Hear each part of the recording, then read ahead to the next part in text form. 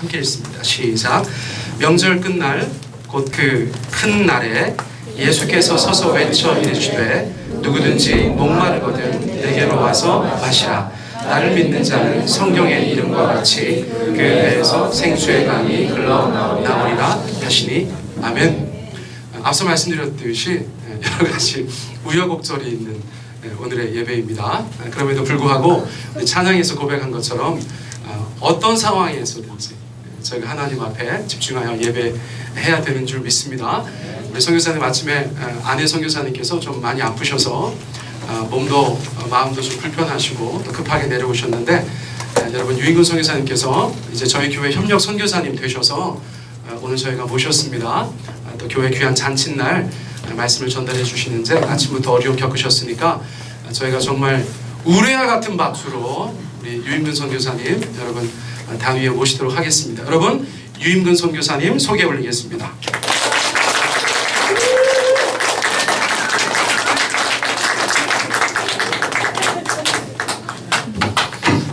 할렐루야. 네. 목소리 아주 크십니다. 다시 한번 할까요? 할렐루야. 네. 할렐루야. 네. 할렐루야. 네. 주거니 받거니 할까요? 할렐루야. 네. 아멘. 네. 할렐루야. 네. 안 잊으셨는지 한번 봐야 되겠네. 한국말로 하겠습니다. 주님을 찬양합시다. 아멘. 아멘이 한국말로 그럽시다라고 그랬잖아요. 주님을 찬양합시다. 그럽시다. 주님을 찬양합시다. 그럽시다. 우리 어떠한 환경에서도 주님을 찬양할 줄로 믿습니다. 우리 하나님 칭찬 많이 했으니까 옆에 사람도 칭찬합시다. 옆 사람 보면서 참 아름답습니다. 우리 저 뒤에 금방 오신 분들이 안 하시네요. 다시 한번 저를 따라할까요? 아름다운 것이 저 말고 옆 사람 보시면서 아름다운 것이 죄라면 당신은 사형감입니다. 아이고 이 창립 5주년 정말 뜻깊은 이 주일입니다. 너무너무 감사합니다. 또 저희 부부 또 우리 신학교 동기로 같이 결혼했고 같이 아르헨티나 선교사로 갔고 같이 사역하는데 또 불러주셔서 너무 감사하고 제가 오늘 양복까지 다 넣었다가 몸이 너무 안 좋은 것 같아요. 그래서 제가 끝까지 지켜보다가 그냥 먼저 내려왔습니다. 사람이 친해지려면 두 가지가 필요한 것 같아요. 하나가 뭐냐면 뭐 여러 가지 많겠지만 이제 가장 제가 지금까지 지내오면서 보니까 사람하고 친할 수 있는데 가장 좋은 도구, 가장 많이 쓰이는 두 가지 도구가 하나가 보니까 시간인 것 같아요. 시간이 얼마나 많이 그 사람하고 쓰느냐가 도구인 것 같아요. 또 하나의 도구는 보니까 돈인 것 같아요. 돈을 상대방을 위해서 많이 쓰면 그 사람이 신기하게 나를 좋아하게 되고 그 사람하고 관계가 깊어지더라고요. 제가 이제 대구에서 자랐는데 대구에서 저희 교회 이제 근사님 중에 기억나는 근사님 조근사님이라는 분이 계신데 그 근사님한테 우리 교회 사람 뭐 중학생, 고등학생, 뭐 군대 갔다 온 친구들부터 해서 그분으로부터 돈을 안 받아본 사람이 없는 것 같아요. 항상 그분은 이 성경 가방에 이렇게 조금 돈의 여유를 가지고 오시는 것 같아요. 그래서 눈에 띄는 우리 청년이나 아니면 그 군대 갔다 온 친구나 아니면 뭐 오늘 이렇게 교회에서 이렇게 뭐 여러 가지 식당 봉사 이렇게 하시다가 뭐 청년들이 모여서 저쪽에서 무슨 생일 잔치 하거나 그러면 아 오늘 무슨 날이가 그래요. 아 여기 뭐 창식이 오늘 생일입니다. 그러면 아이고 그래 내가 잠깐만 그러면서 주섬주섬 가방을 열어가지고 거기서 10,000원이라도 꺼내서 주면서 뭘 사 먹으라 그러고 그렇게 하면서 항상 그분은 돈을 주셨던 기억이 나요. 그래서 그 근사님을 안 좋아하는 사람이 아무도 없는 것 같아요. 돈에 그게 참 파워가 있는 것 같아요. 그래서 그 근사님은 돈을 주신 분으로 저희가 기억을 많이 하고 있습니다. 많이 하고 있어요.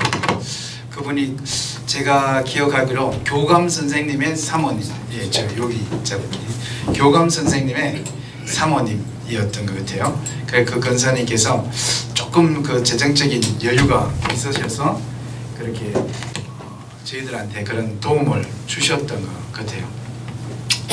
저도 이제 나중에 커서 대구 제일교회가 100년이 될 때 그 교회에 청년부 회장이 됐는데 1년 동안 얼마나 많은 행사가 있어요.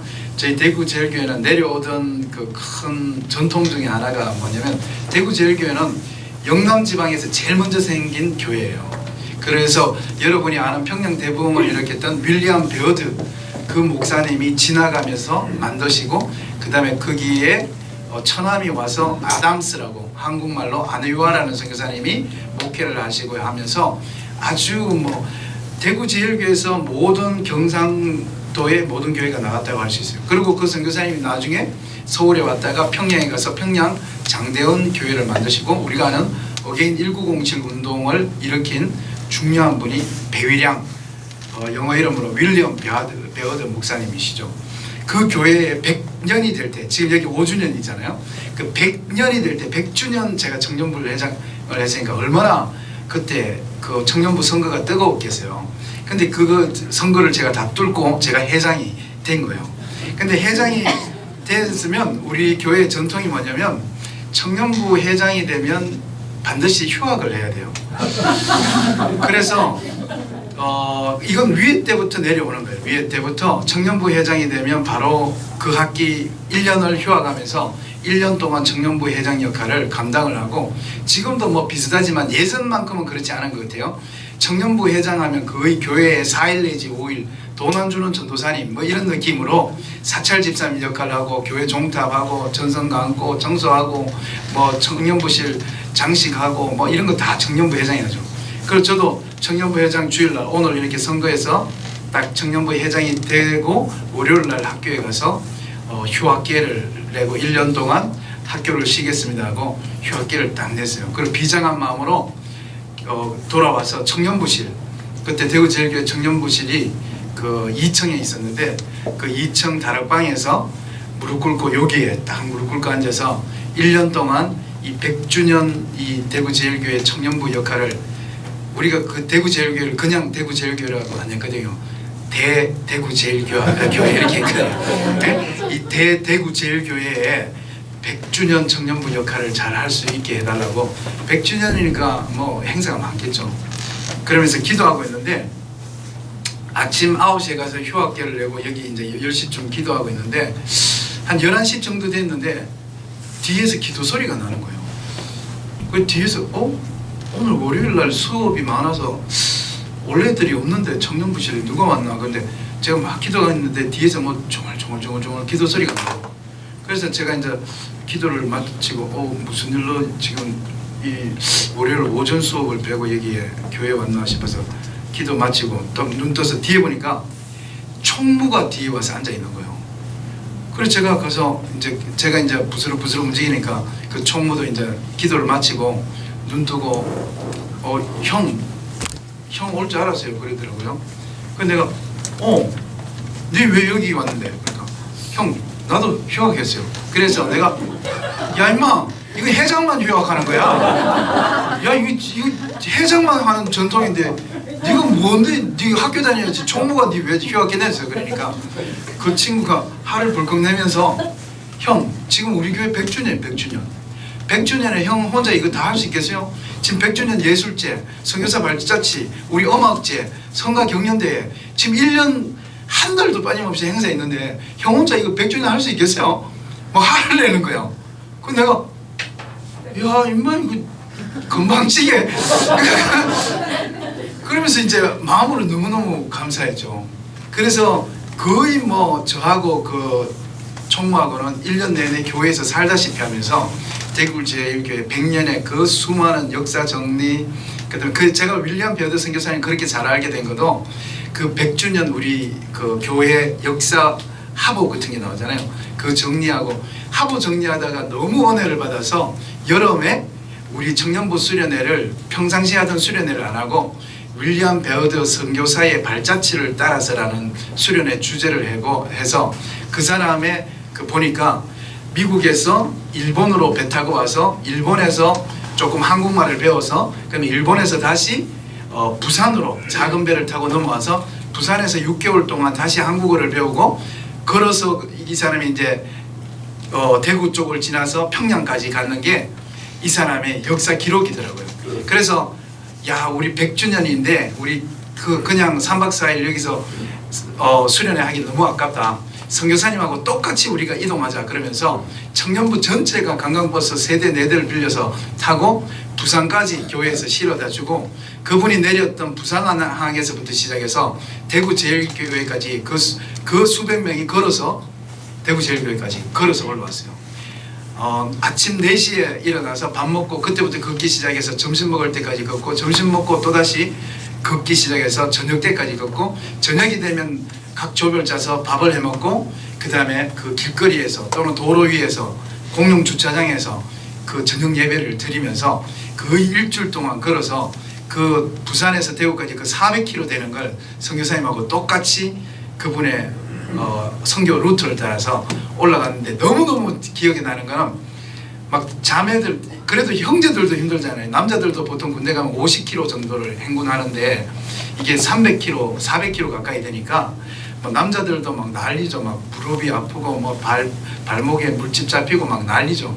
근데 더 문제는 여자들, 자매들은 이 군대에서 훈련도 안 받았는데 이 행군을 지금 300km를 걸어서 오니까 자매들은 난리가 났죠. 막 매일 막 발에 둥둥 붓고 막 아프고 쓰러지고 그 다음에 또 그 여름에 7월달 8월달 여름 수련회니까 쓰러지고 또 소금물 타서 또 먹이고 그렇게 하면서 오니까 어마어마했죠. 그리고 막 그 물집 잡히면 다음날 걷기어렵잖아요. 그러니까 저녁만 되면 진풍경이 이루어져서 그 이제 모닥불 피워놓고 매일 저녁마다 예배드렸는데 모닥불 옆에 자매들이 전부 다 막 다리 아파서 아야아야 하면 형제들이 막 다리 주무르고 그 다음에 또 막 자매들 발에 물집 잡혀 있는데 여자는 어떻게 뺄지 모르잖아요. 그 남자는 바늘하고 실만 있으면 딱 물을 빼잖아요. 딱 그 물집에다가 바늘하고 실을 꼽아두면 밤사이 자는 동안 물이 다 빠지고 다음날 또 걸을 수 있게 되고 이렇게 하거든요.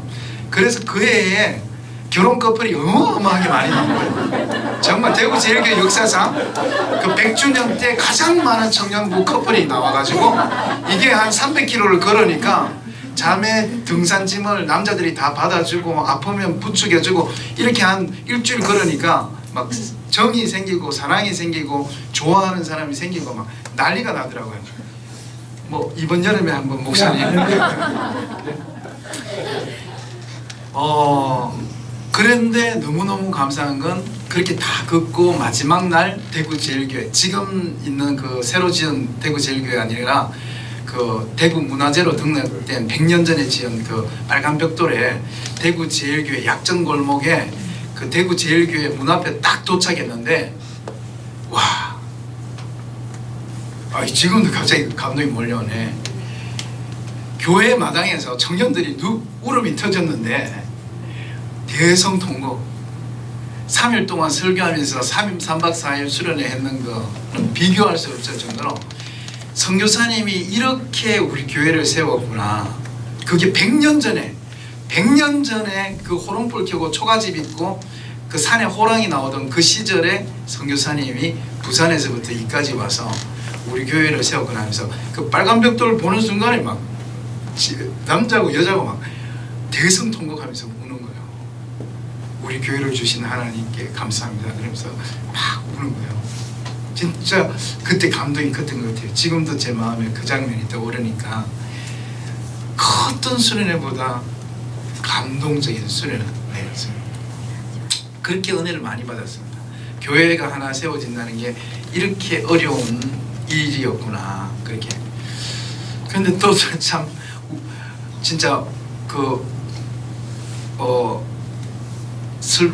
슬프지만 뭐 웃을 수밖에 없는 또 에피소드가 하나 있는데 그게 뭐냐면 선교사님의 우리가 일기를 추적해서 그 길을 걸었어요.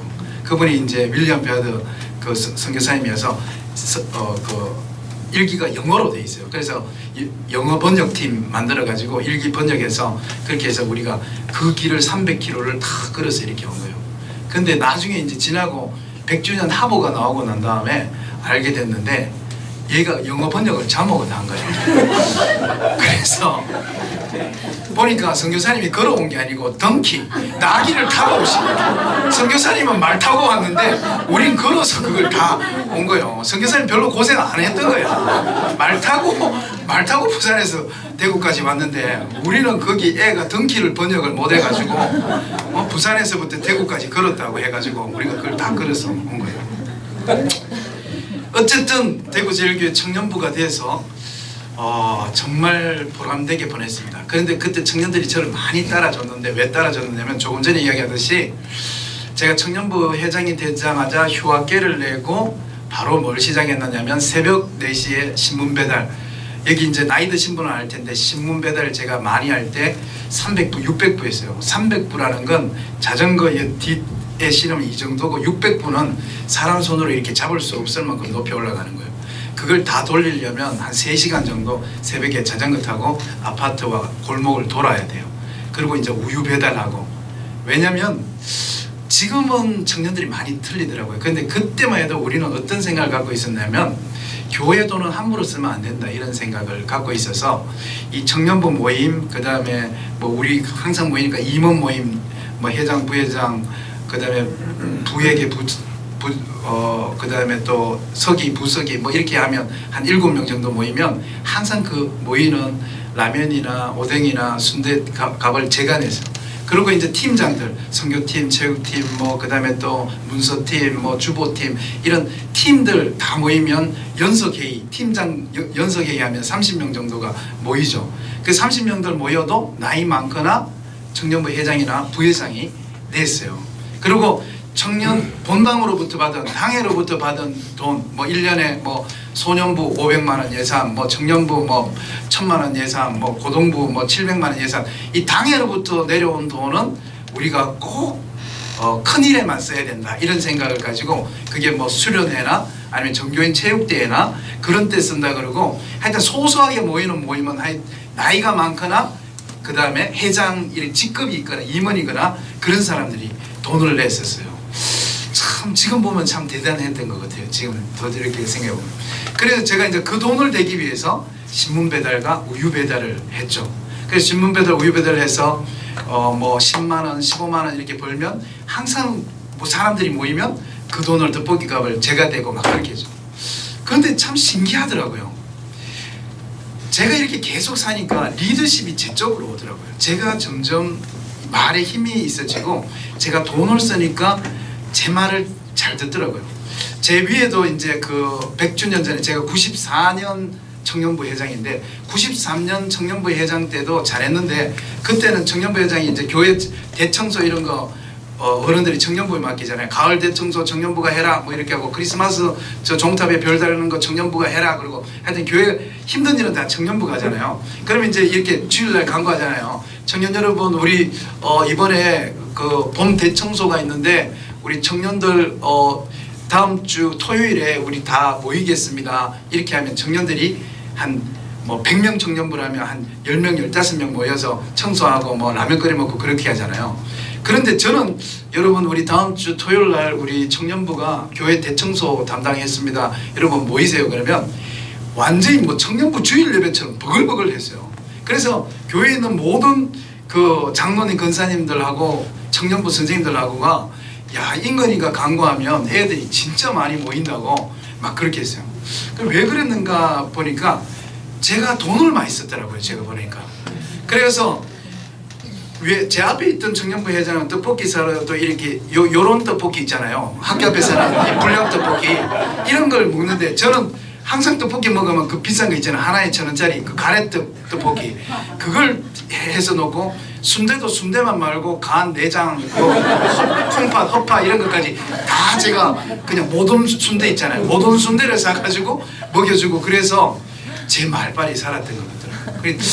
돈을 쓰면 힘이 있어지고 사람이 친해지는 것 같아요. 그리고 또 제가 기억나는 한 가지는 뭐냐면 우리 교회에 최근사님이라고 있습니다. 사람이 시간을 쓰면 사람은 그 사람을 좋아하고 그 사람하고 친해지는데 최근사님은 우리 교회에서 가장 가난한 분이었어요. 왜 제가 그걸 아냐면 우리 청년들이 알 정도로 그분은 가난했어요. 중고등학교 때부터 그분이 내가 가난하다는 걸 알았어요. 왜냐하면 지금은 없어졌지만 예전에는 교회에 성미라는 게 있습니다. 그래서 우리 청년들은 이렇게 그냥 교회에 오는데 엄마들은 꼭 교회 올 때 헌금 말고 성경 가방에 쌀을 넣어서 옵니다. 자기 집에 그 알랑미를 먹든지 뭐 2,000쌀을 먹든지 무슨 보리밥을 먹든지 밥 먹기 전에 이렇게 숟가락으로 하나님을 위해서 이렇게 한 숟가락, 식구가 5명이면 5숟가락, 4명이면 4숟가락 이렇게 월요일부터 모으면 토요일 되면 한 편지봉투에 넣을 만큼 쌀이 요 정도 빵빵하게 모입니다. 그럼 그걸 성미 바구니라고 그 헌금으로 되는 주머니에 넣어가지고 와서 저 뒤에 그 항아리가 있습니다. 항아리, 헌금통 옆에. 그러면 거기에 엄마들이 그 주머니를 넣어서 탈탈탈탈 털어놓고 또 월요일부터 모으는 거예요. 그렇게 해서 성미를 항상 모았어요. 그 성미를 먹을 수 있는 사람은 교회에서 딱 2사람이 있습니다. 그 성미를 마음껏 먹을 수 있는 사람 한 사람 누구냐면 목사님, 전도사님이에요. 목사님, 전도사님이 너무 가난해하고 지금도 마찬가지지만 그때는 더 많이 가난하셨기 때문에 목사님하고 전도사님은 그걸 퍼갈 수 있는 자격이 있어요. 쌀 뒤에 있는 쌀. 근데 목사님, 전도사님이 보통 쌀을 안 퍼죠. 이제 이게 부끄럽고 하니까 항상 이렇게 그 배려심 많은 근사님이 쌀을 이렇게 퍼서 봉지 넣어서 이렇게 오후 예배, 저녁 예배 마치고 이렇게 갈 때 되면 전도사님이나 아니면 사모님한테 사모님 이거 갖고 가세요. 아유 그 제가 이걸 써서 죄송합니다. 아이고 가져가세요 하고 목사님 드리고 이렇게 하면서 근데 항상 담임 목사님 조금 더 주는 것 같아요. 그래서 그렇게 해서 그 쌀을 이렇게 줍니다. 그 다음에 이 목사님, 전도사님 먹을 수 있고 그 다음에 먹을 수 있는 사람이 누구냐면 자기가 생각했을 때 자기가 가난한 사람이 먹을 수 있어요. 그 구제쌀이죠. 그래서 그 쌀은 가난한 사람들이 그 항아리 뚜껑 열고 싹 검은 봉지에 넣어가지고 예배 마치고 가는 거예요.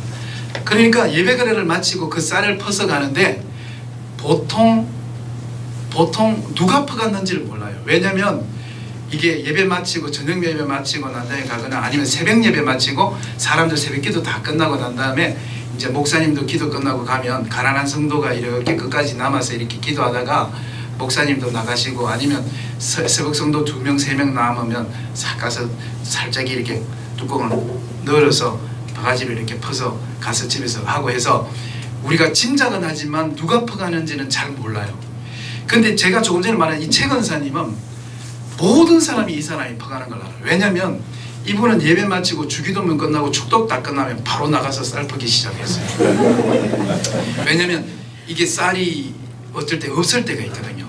그래서 이분은 축독 끝나면 벌써 나가면 그분이 바가지로 막 그 검은 봉지에다 막 쌀을 담고 있어요. 한 바가지 두 바가지. 그리고 보는 우리도 좀 부끄럽고 우리도 좀 사람 없을 때 퍼가지 이런 생각이 들고 근데 그 정도로 가난해요. 찢어지게 가난한 분이었어요. 그래서 그분이 쌀이 없어질까봐 그렇게 예배 축도 끝나면 가서 쌀을 봤어요. 근데 이 근사님을 우리 교회의 모든 사람들이 좋아했어요. 이유는 뭐냐면 이분이 안 계신 것이 없었어요. 특히 장례식, 병원, 수술. 그러면 이분은 항상 예를 들어 지금 시간이 짧으니까 이분 이야기가 많은데 짧게 하나 하면 병원에 수술을 해요. 그래서 이제 우리 어느 남편 집사님이 수술을 해요. 그래 여자 집사님이 수술실에 들어가요. 그럼 우리 목사님, 전도사님이 건사님 데리고 신방을 가요. 그래서 수술하기 전에 기도해요. 하나님 오늘 6시간 암 수술을 합니다. 하나님 도와주시고 하나님 낫게 해주세요. 의사 손을 잡아주세요. 예수님을 기도 찬송 부르고 딱 끝나면 이렇게 수술 몇 시간이에요? 7시간에서 8시간 한다고 그래서 아이고 이거 참 힘든 일이네 하고 목사님들 이렇게 옆에 앉으면 대부분의 집사님들이 목사님, 전도사님, 건사님한테 가라 그래요. 아이고 8시간 목사님 예배 드려주셔서 감사해요. 가세요. 바쁘신데 어서 가세요. 아이고 그래도 8시간 어째 이렇게 혼자 기다리나. 그러면서 목사님, 전도사님 앉아서 목사님 여기 있으면 오히려 제가 죄송해요. 목사님 어서 가세요. 제가 수술 끝나면 목사님한테 끝났다고 전화할게요. 어서 가세요 하고 막 해서 목사님이 이렇게 막 떠밀리고 싶어 하면서 이렇게 떠밀리다시피 이렇게 하면서 이렇게 거기 예배 드리고 한 30분 예배 드리고 대부분 나와요. 나와가지고 딱 나오면 이제 다 갔다 싶어서 이제 8시간 어디서 그것도 암 수술하는데 얼마나 불안해요. 그러니까 그쪽에 앉아서 울면서 대부분 이제 막 이렇게 주여 우리 남편 살려달라고 막 기도하고 있죠.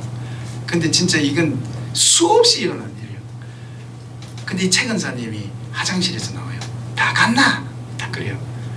아니 집사님 교회 본부 지금 떠나는데 빨리 가세요. 그러면 아이고 본부 타라 그럴까봐 내가 화장실 숨어 있었다. 그러면서 어서 가세요. 그러면 아이고 내가 옆에 있을게. 그러면서 아이 가세요. 그러면 아이고 뭐 우리 집사람 남편 올라면 아직 시간 많고 좀에 있다가 뭐 점심 먹을 때 가지 뭐. 그리고 옆에 앉아서 이렇게 나의 갈 길 다가도록 예수 인도하시니 뭐 이렇게 있어요. 그 이제 뭐 3시간 지나고 권사님 가세요. 그러면 아니 조금만 1시간만 더 있다 갈게. 나의 갈 길 다가도록 8시간 같이 있어죠. 이분의 이런 이야기는 수없어요. 저희 청년들도 군대 가면 논산훈련소까지 따라와요. 잘 들어가라고.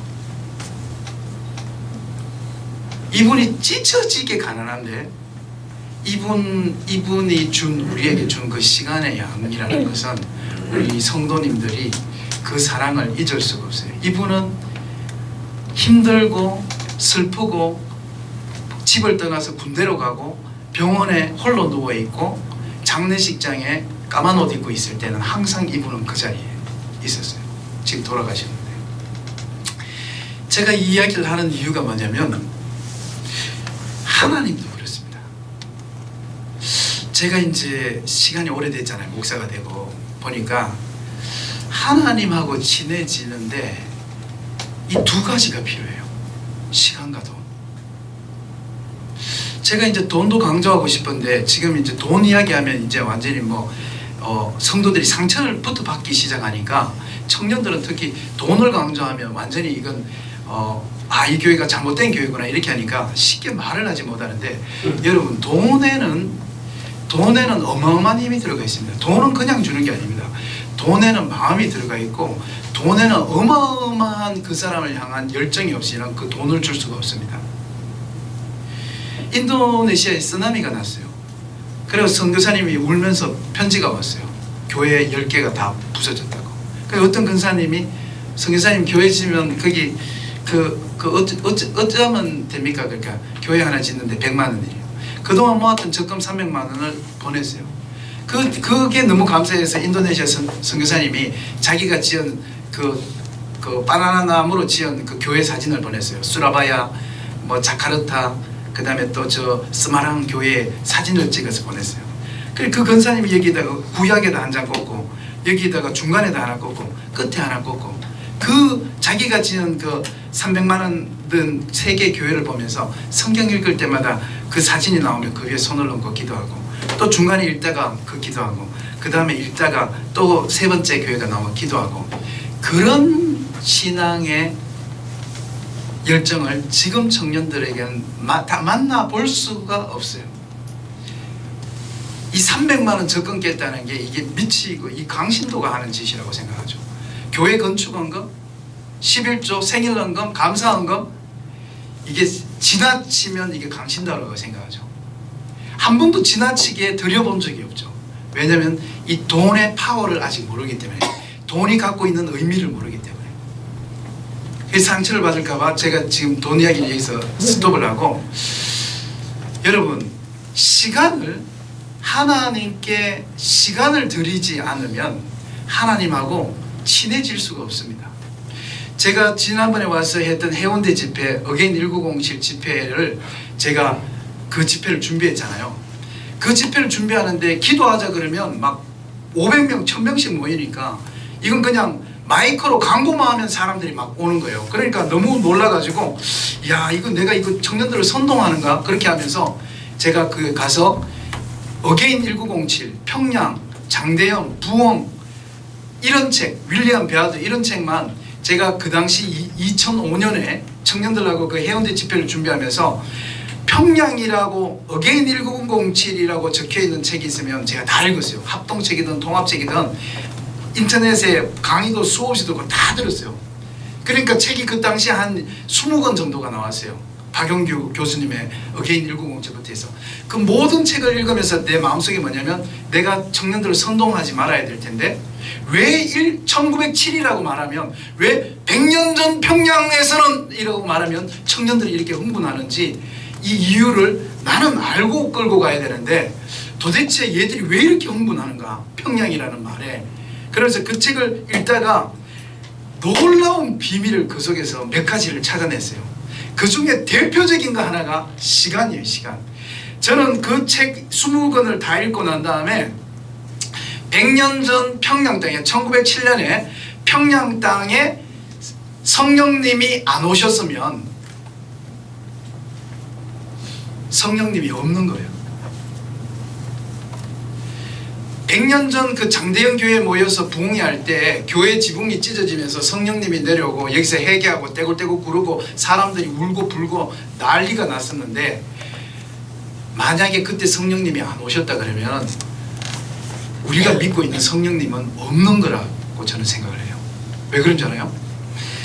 그때 평양 장대영 교회에서 했던 그 앞에 원산 부흥회가 있습니다. 원산. 제가 지난주에 주문진 갔다 왔는데 원산 대부흥이 일어났는데 그 대부흥이 13박 14일이에요. 평양 대부흥이 있는데 그 수련회가 14박 15일이에요. 여러분 나중에 책 보면 그 수련회 하는 사진들 나옵니다. 사람들이요 그 수련회를 하려고 지게에다가 고구마와 쌀을 져서 옵니다. 그리고 여러분 알듯이 요즘 부흥회처럼 새벽기도하고 저녁 예배만 드리고 이런 부흥회는 옛날에 없었잖아요. 새벽기도 끝나면 그 밥을 해 먹습니다. 그리고 아침에 오전에 성경 강해를 합니다. 그러면 점심 밥을 먹어요.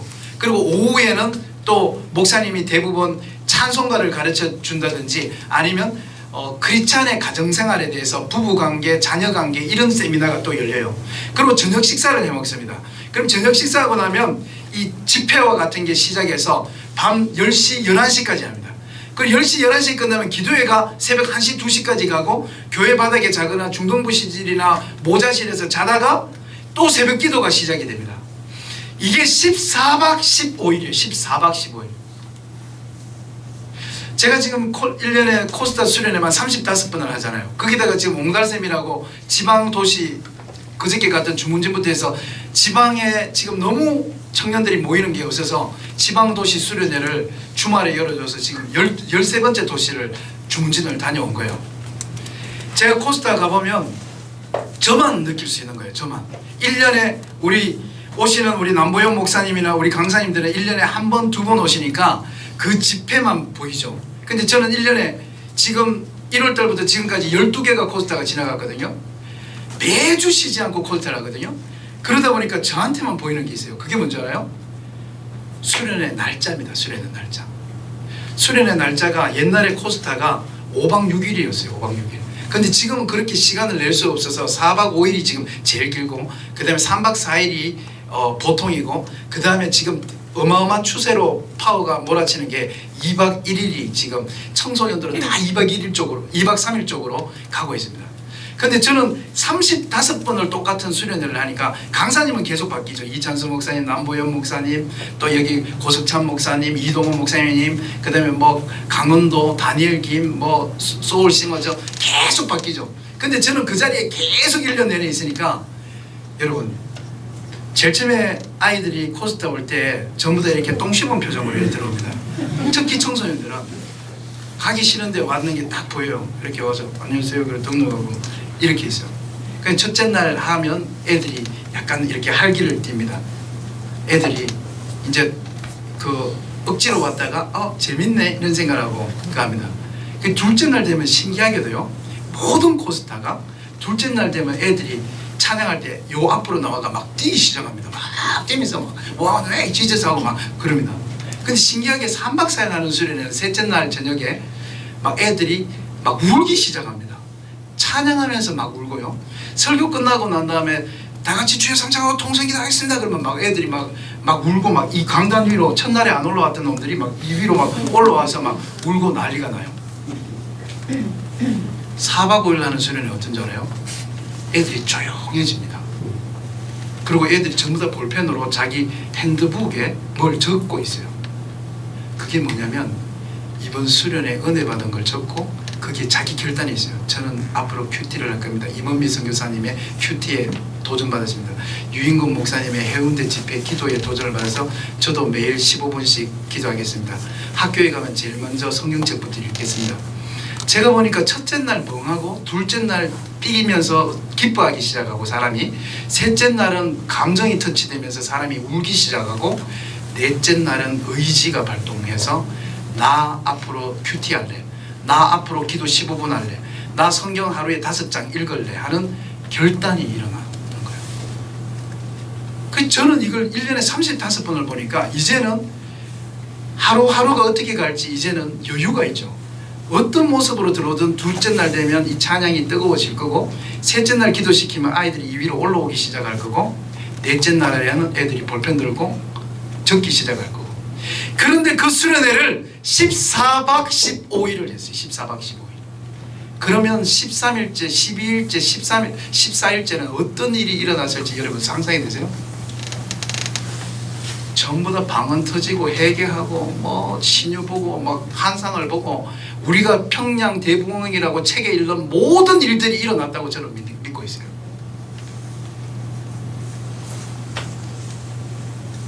시간이라는 것은 어마어마한 거예요. 시간은 사람이, 제가 지금 벌써 2번째 오니까 제가 여기 길도 잘 찾아오고, 제가 지금 앞에 섰는데도 지금 친숙한 얼굴 보이고, 우리 찬양하는 전도사님하고 또 뒤에 청년하고 제가 지금 2번 만나는 일 있잖아요. 제가 여기 이제 감사하게 여기 코스타 구역이 생겨서 제 여기 선교사님으로 해줘서 제가 1년에 한 번씩이나 이렇게 오게 될 거잖아요.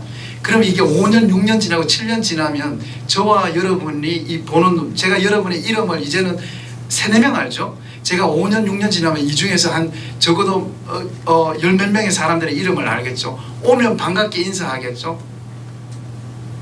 여러분, 시간이라는 건 어마어마한 거예요. 어마어마한 거예요. 시간이라는 건 사람이 친해지는 데 있어서 시간을 쓰지 않고 그 사람과 친해진다는 건 있을 수가 없어요. 벗이라는 말은 시간의 양이에요. 시간의 양이에요. 저는요,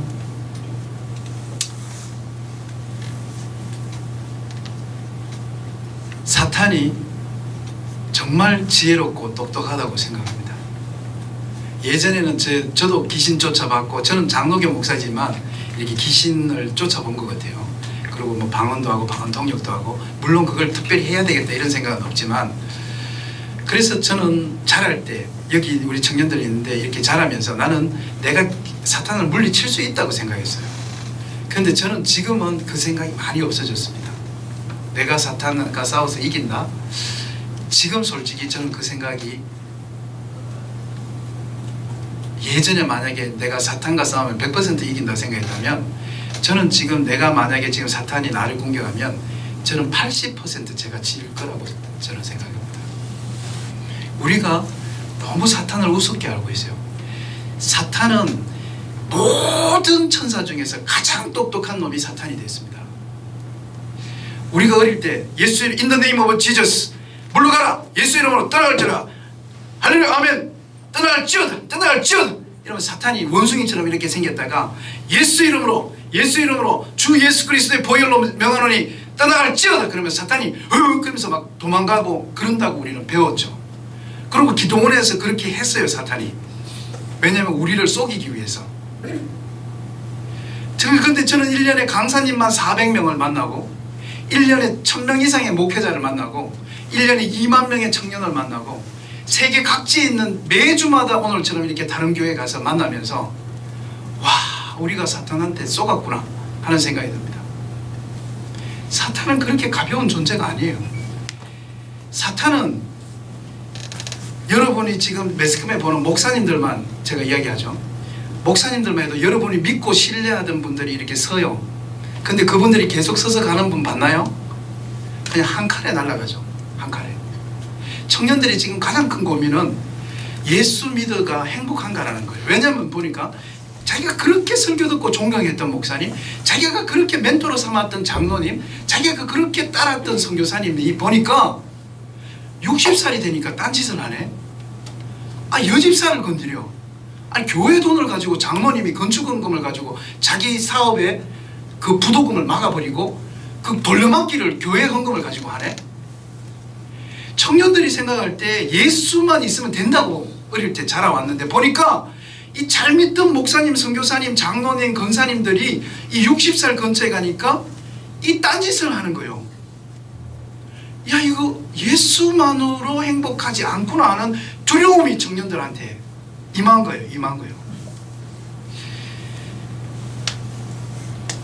저는 지금 이제 코스트하든 이렇게 교회 가서 설교하든 할 때 이 중에 반은 예수님을 안 믿는다고 생각해요. 예전에 우리 엄마 때는, 지난번에 왔을 때 저희 어머니 이야기했지만 저희 어머니 때는 교회 가면 예수님을 믿었어요. 그래서 저희 할아버지가 저희 어머니, 제가 우리 외할머니 이야기했잖아요. 어머니 교회 못 가게 막 방해하시고, 왜냐면 교회 가면 예수님을 믿으니까 교회 가면 막 여자들은 머리도 깎아버리고 막 그다음에 또 가게 간 아버지는 다리 뭉디 부순다고 막 따라다니고 하면서 교회 가는 걸 그렇게 방해했어요. 왜냐면 교회 가면 예수님을 믿으니까.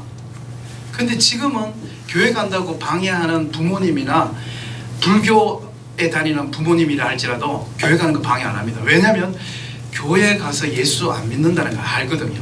사탄이 알게 됐어요. 교회 보내놓고 예수님을 안 믿게 하는 법을 사탄이 발견해내고, 예배 드리면서 예배를 안 드리게 하는 법을 발견해내고, 저는 1년에 2만 명을 보니까, 청년 청소년을 보니까 얘들이 코스타 와서 집회를 수련회를 안 하고 있는 걸 저는 이제 많이 보게 됐죠. 그리고 상담을 갈 때마다 10명 이상씩 하니까 걔들이 하는 수많은 모태신앙자들의 이야기를 들으면서, 아, 얘들이 모태신앙이어도 얘가 하나님을 못 만날 수 있구나 하는 걸 저는 뼈저리게 느끼고 있고, 그걸 확인을 했으니까 사탄이 교회에 보내놓고 예수님을 안 믿게 하는 법을 발견해낸 거예요. 제가 지금 이 시간에 대해서 지금 이 본문을 제가 마지막에 이야기하고 마칠 텐데, 제가 왜 이 이야기를 하느냐면, 사탄이 발견해내는 기가 막힌 우리의 신앙을 뺏어가는 방법이, 청년들이 믿음이 없다 그러잖아요. 특히 여기 모태신앙 있잖아요. 믿음이 없지 않습니다. 한 번 들어온 믿음은 유치원 때든 아가야 때든 중동부 때든 한 번 예수님을 받아들였는 믿음이 여러분 안에 있으면 여러분의 그 믿음은 사탄이 절대로 앗아갈 수 없습니다. 이게 과학적으로도 이게 믿음이라는 이 선함을, 순수 선을 이 악함이 잡으면 불타버려요. 사탄은 우리 몸속에 있는, 청년들 몸속에 있는 믿음에 손을 내서 이 녀석의 믿음을 줄여야 되겠다 하면서, 우리 속에 믿음이 10개 있다면 사탄이 그걸 10개를 끄집어내갈 수가 없습니다. 사탄이 우리 몸속에 예수 그리스도, 십자가, 구원의 확신, 모태신앙, 예수님 살아계신, 이런 우리가 갖고 있는 그 컨셉들을 사탄이 손을 대면 사탄 손이 불타면서, 마치 공상 영화 보듯이 사탄 손이 불타면서 사탄은 소멸돼요. 그래서 여러분 속에 있는 이 신앙을 사탄이 끄집어내 갈 수가 없습니다. 그래서 제가 모태신앙 청년들 만날 때마다 내가 너무 안타까운 거는, 여러분이 그 믿음이 항상 하나님 안 믿는 것처럼 계속 고민하고 하면서, 여러분 믿음 있는 거 언제 나타나는 줄 아세요? 저는 확신해요. 만약에 여러분이 배를 타고 가다가 그 배가 침몰하거나, 여러분이 비행기를 타고 가다가 갑자기 오른쪽 날개가 터지면서 불타거나 할 때 여러분 속에 그렇게 강력한 믿음이 있었다는 걸 그때 확인할 거예요.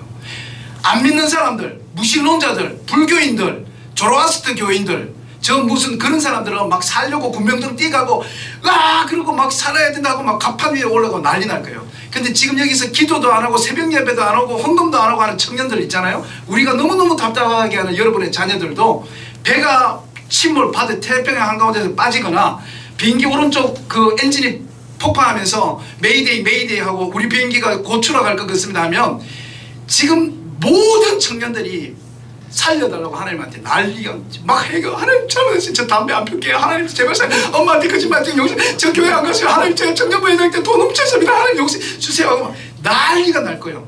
여러분 속에 막 하나님 앞에 기도하고 살려달라는, 하나님 저 용서해달라는 기도가 막 폭포수처럼 흘러나오면서 그 배가 침몰해서 마지막 물속으로 들어갈 때까지 여러분의 기도는 어마어마하게 불타는 기도를 하게 될 거라고 저는 확신합니다.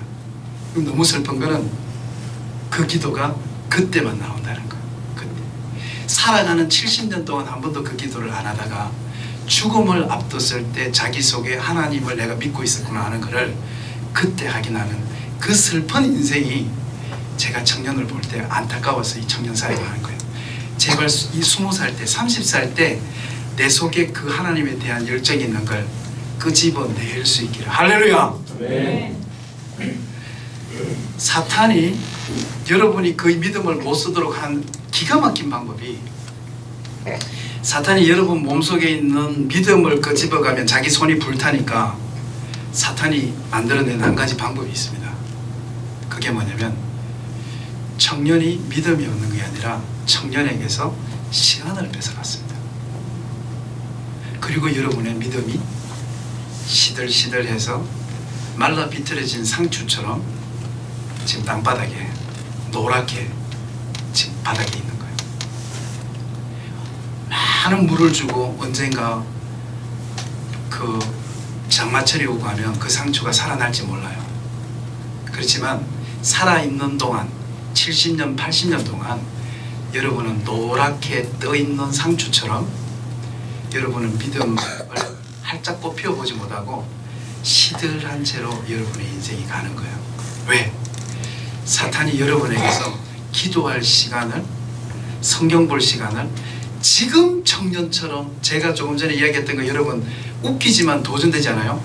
대구제일교회 청년부 회장이 청년부 회장을 하려고 학교에 가서 휴학계를 내고 선교사처럼 1년 동안 교회 100주년 행사를 했어요. 지금 돌이켜보면 어떻게 그때 그런 청년이 우리 교회에서 이어질 수 있었는가? 그 청년은 믿음이 생겼습니다. 그 청년은 뭔가 볼 수밖에 없고, 그 청년은 방언을 할 수밖에 없고, 그 청년은 선교의 꿈을 꿀 수밖에 없고, 그 청년은 하나님의 나라의 꿈을 꿀 수밖에 없습니다. 왜냐하면 그 청년이 들였던 그 시간의 양은 하나님하고 안 친해질래야 안 친해질 수 없는 어마어마한 시간의 양을 하나님과 함께 보냈기 때문이에요. 우리 성경 구절 다시 한번 읽습니다. 요한복음 7장 37절 38절 다 같이 한번 읽습니다. 시작. 명절 끝날 곧 그날에 예수께서 서서 외쳐 이르되 누구든지 목마르거든 내게로 와서 마시라. 나를 믿는 자는 성령의 이름과 같이 그 배에서 생수의 강이 흘러나오리라 하시니. 저를 보세요. 저는 예전에 이 설교를 이렇게 많이 들었어요. 예수님은 생명이 있습니다. 예수님은 생명의 강입니다. 예수님은 생명의 떡입니다. 예수님은 반석입니다. 예수님이 진리입니다. 저는 그렇게 들었어요. 근데 이제 그 말도 맞아요. 근데 제가 조금 전처럼 제가 이렇게 오랜 세월을 보내고 청년들과 함께 보내면서 예수님의 이 설교가 어느 날부터 다르게 보이기 시작한 거예요. 누구든지 목마르거든 내게로 와. 내가 예수다. 내가 진리다. 내가 생명수야 얘들아. 내가 영원한 생명이야. 나에게로 와. 이러면서 수많은 강사님들이 강의를 하셨고 저도 그 강의를 듣고 은혜를 받았는데 지금 저는 이제 그렇게 들리지 않아요. 예수님이 자기 아이덴티티, 자기 신분, 자기 이 명함을 가르쳐 주려고 이 성경 구절을 그렇게 썼을까? 얘들아, 내가 예수야. 내가 지금 코스타 국제 총무라고. 얘들아, 내가 예수라니까. 내 하나님 아들이야. 나에게 오면 영원한 생명을 얻을 수 있어. 내가 생수라니까. 내가 하나님의 아들이야. 이렇게 하려고 이 설교를 이렇게 뜨겁게 했을까? 저는 이제 그렇게 안 보이는 거예요. 제가 코스타 국제 총무라는 건 여러분이 안 알아주셔도 저는 서울에 가면 코스타 국제 총무예요. 제가 박진의 남편이라는 건 여러분이 안 알아줘도 저는 박진의 남편이에요. 제가 제 아이덴티티를 설명하기 위해서 이곳까지 올 필요가 없는 거예요. 예수님이 자기가 하나님의 아들이라고, 내가 생수라고, 내가 떡이라고, 내가 진리라고, 내가 진리야 얘들아 나에게 와. 이렇게 하려고 예수님은 우리가 안 알아줘도 2000년 전부터 진리였고 지금도 진리고, 2000년 전에 생명수였고 지금도 생명수고, 2000년 전에 하나님의 아들이었고 지금도 하나님의 아들인 건 예수한테는 변함이 없습니다. 아이덴티티는 변함이 없어요. 근데 저는 지금 이 청년들과 이렇게 많은 성도님들, 이민교회에 있는 성도님들을 만나면서 이 성경 구절이 다르게 보이는 게 뭔지 알아요? 예수님께서 자기를 설명하고 싶어서 이 설교한 게 아니구나. 누구든지 목마르거든 내게로 와. 내가 영원한 생명수야. 나를 믿으면 영원히 살 수 있어. 이 이야기를 하고 싶은 게 아니라 예수님의 설교의 앞부분이 보이기 시작했어요. 누구든지 목마르거든 내게로 와라. 이게 아니고 아니고 만약에 예수님이 지금 설교하신다면 누구든지 목마르거든, 누구든지 목마르거든 내게로 와. 이렇게 설교하고 싶다고 저는 생각했어요. 왜? 목마른 사람이 없어요. 예수님한테 가면 목마르지 않는데 문제는 뭐냐면 자기가 목마른 사람이 없어요. 목마르지 않아요. 찬송에 목마르지 않아요. 기도에 목마르지 않아요. 말씀 보는데 목마르지 않아요. 예배 드리는데 목마르지 않아요. 그렇다고 이 사람들이 진짜 목 안 마른가 그러면 아니에요. 얼마나 목마른지 몰라요. 돈에 목마르고 영어에 목마르고 스펙에 목마르고 라이센스에 목마르고 취직에 목마르고 결혼에 목마르고 목마른 게 어마어마하게 많은데 진짜 목마른 게 없는 거예요. 예수님께 목마른 사람이 없는 거예요. 누구든지 목마르거든 나한테 와라. 이렇게 예수님이 목마른 사람을 찾고 있구나 하는 걸로 저는 이 성경 구절이 보이기 시작해요. 지금 이 땅에, 지금 이 한국교회, 지금 이 청년들 중에서 예수님을 목말라 하는 사람이 없구나. 저 예수님 알고 싶어요. 저 기도 잘하고 싶어요. 저 예배 잘 드리고 싶어요. 저 말씀 많이 알고 싶어요 라고 하는 사람이 없다는 걸 2000년 전에 예수님이 아셨구나. 이사야 55장이에요. 이사야 55장 제가 읽을게요. 시간이 다 돼서. 이사야가 예수님의 이야기를 하고 있습니다. 오라 너희 목마른 자들아 물러나와라. 돈 없어도 와라. 너희가 와서 사 먹되 돈 없이 값없이 와서 사 먹어라. 그 다음 2절이 똑같은 구절이에요. 너희가 어찌해서 양식이 아닌 것을 위해서 그렇게 배고파하느냐.